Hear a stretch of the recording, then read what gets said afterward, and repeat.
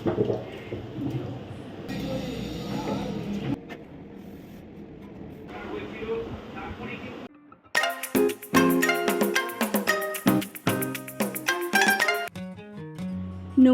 সবাইকে, আমি Piku.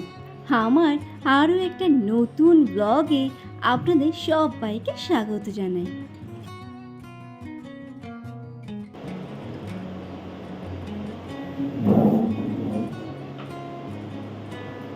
Good morning সবাইকে। আজকে আবার চলে এসেছি নতুন একটা ব্লগ নিয়ে। তো আজকে আমি গেছিলাম স্কুলে ছাড়তে, গিয়ে আমি চলে এসেছি বাজার দেখি বাজার করেছি। আর রবিবারে যেহেতু গিয়েছিলাম প্রথমে চাটা খেয়ে প্রতিদিনের মতো রিওকে স্কুলে দিয়ে আমি একটু বাজার করে আনলাম। আর আজকে আমি একটু কিনেছি ওল। বেশ অনেক দিন ধরেই ওল চিংড়ি খাওয়া হয় না, তো সেই জন্য একটু ওল কিনে এনেছি, সেটাই করব। আজ যেহেতু দিদির বাড়ি থেকে চা খেয়ে এসেছি, সেই জন্য চাটা আর আপনাদের সাথে শেয়ার করা হয়নি। তারপরে আমি চলে আসলাম ফ্যানটা পরিষ্কার করার জন্য। আমি কিন্তু ফ্যান একেবারেই পরিষ্কার করতে পারি না, মানে হচ্ছে ওপরের দিকে তাকালে আমার কেমন যেন শরীরটা খারাপ করে, আমার ভীষণভাবে মাথা ঘোরায়। তো রিওর বাবাকে আমি অনেক দিন ধরেই বলছিলাম ফ্যানটা পরিষ্কার করে দেওয়ার জন্য, কিন্তু উনি আর সময় করেই উঠতে পারছেন না। কি করব, নেহাত আমারই করতে হলো। মাথা ঘোরালেও সংসারে সমস্ত কাজ কিন্তু মেয়েদেরকেই করতে হবে। আর বারবার কেমন যেন বিছানার ওপর একটু ঝুল পড়ে যাচ্ছিল, বাধ্য হয়েই আমি করলাম। তাছাড়া আমি কিন্তু ফ্যানটা একেবারেই পরিষ্কার করতে পারি না। আমি মনে করি আমার শরীর বাঁচিয়ে তারপর সব কাজ, কিন্তু এই কাজটা আমাকে করতেই হলো। তো সেই জন্য ভাবলাম বেড কভারটা যখন আজ চেঞ্জই করব, তাহলে ফ্যানটা একেবারে পরিষ্কার করেই নিই। ওর পাপার ভরসায় থাকলে এই ফ্যান মনে হয় এ মাসেও আর পরিষ্কার করা হবে না।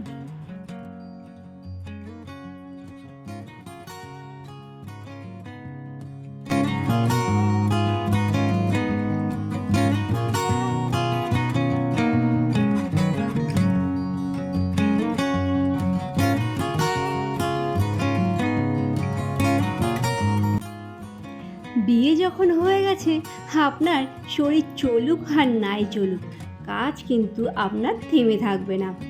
বাপের বাড়ির মতো সুখ কি আর শ্বশুর বাড়িতে পাওয়া যায়?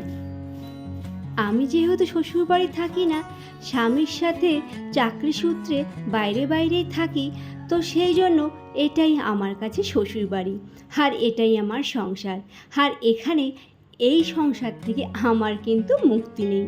যতই শরীর খারাপ হোক আর মাথা ঘুরুক, কাজের আর শেষ নেই। সেই যে গাড়ি চললো, গাড়ির পেট্রোল কিন্তু রাত 12টার সময় গিয়েই শেষ হয়। তারপরে আবারও সেই ভোর 5টার সময় ঘুম থেকে ওঠা, এটাই আমার নিত্যদিনের কাহিনী। কথায় কথায় আসল কথা বলতেই ভুলে যাচ্ছি, আমি কিন্তু কাঠে জিনিসপত্র সব কিছু কলিং দিয়েই পরিষ্কার করি। আসলে কলকাতাতে পলিউশনটা অনেক বেশি, সেই জন্য ঘর বাড়িতে প্রচুর পরিমাণে ধুলো জমে যায়, সাথে সাথে কাঠে আসবাবপত্রেও প্রচুর পরিমাণে ধুলো জমে যায়। আপনি যদি এভরিডে পরিষ্কার করেন, তার পরের দিন দেখবেন যেমন ছিল তেমনই আছে আপনার আসবাবপত্র। সেই জন্য আমি প্রত্যেকটা দিন না হলেও মাঝে মাঝে কলিং দিয়েই পরিষ্কার করে নিই। তারপরে এই যে একটা হালকা লাইট কালারের বেড কভার পেতে দিলাম। এই বেড কভারটা আগের বছর রিওর বার্থডের সময় নিয়েছিলাম, আজ সেটাই আবার পেতে দিলাম।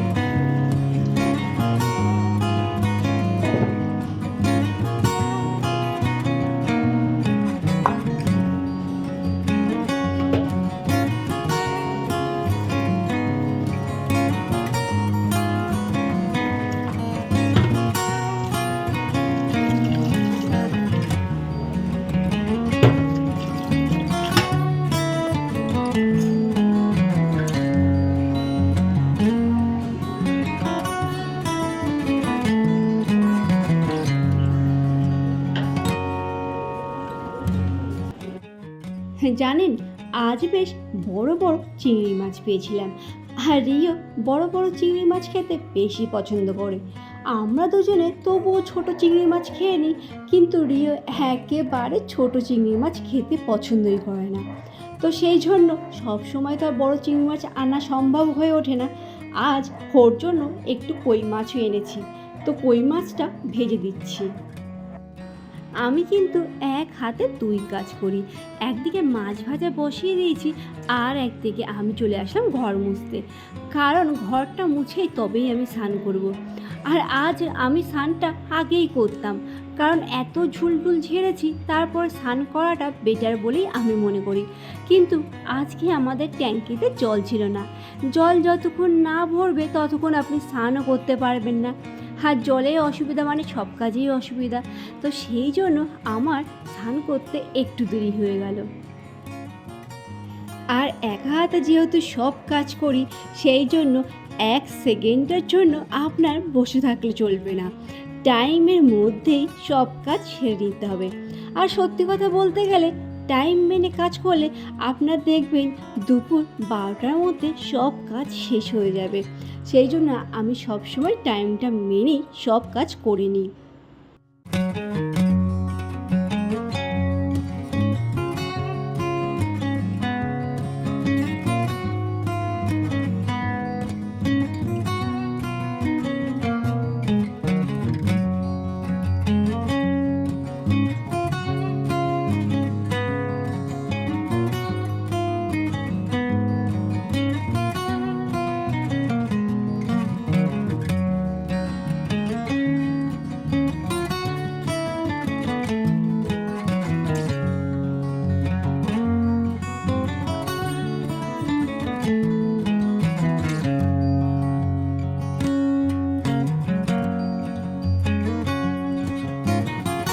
এখন বাজে সকাল 10টা, আর আমি কিন্তু পুরোপুরি রেডি হয়ে গেছি। স্নান টান করে অবশ্য রেডি হয়েছি। আর তারপরে আমি চলে গেলাম ভাত বসাতে, কারণ আজকে সকাল থেকে কিন্তু রান্না করিনি, শুধু চিংড়ি মাছটা একটু সিদ্ধ করে গেছি আর কই মাছটা ভেজে গেছি। তারপরে বাদ বাকি রান্না আমার বাকি, সেই জন্য এখন করে নিলাম বাদ বাকি রান্না। আর আজকে মেনুতে কী বানাবো বলুন তো? চলুন সারপ্রাইজ থাক, আজকে মেনুতে কী বানাবো।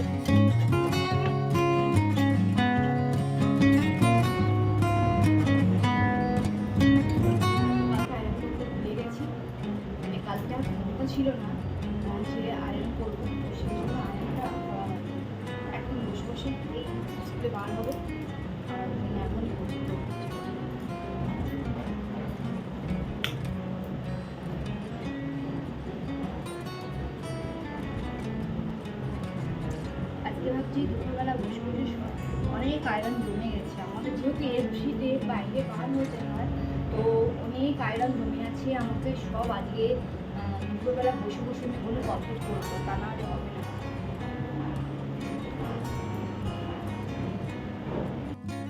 চলুন তাহলে দেখে নিন আজকে দুপুরবেলা মেনুতে আমি কি কি বানিয়েছি।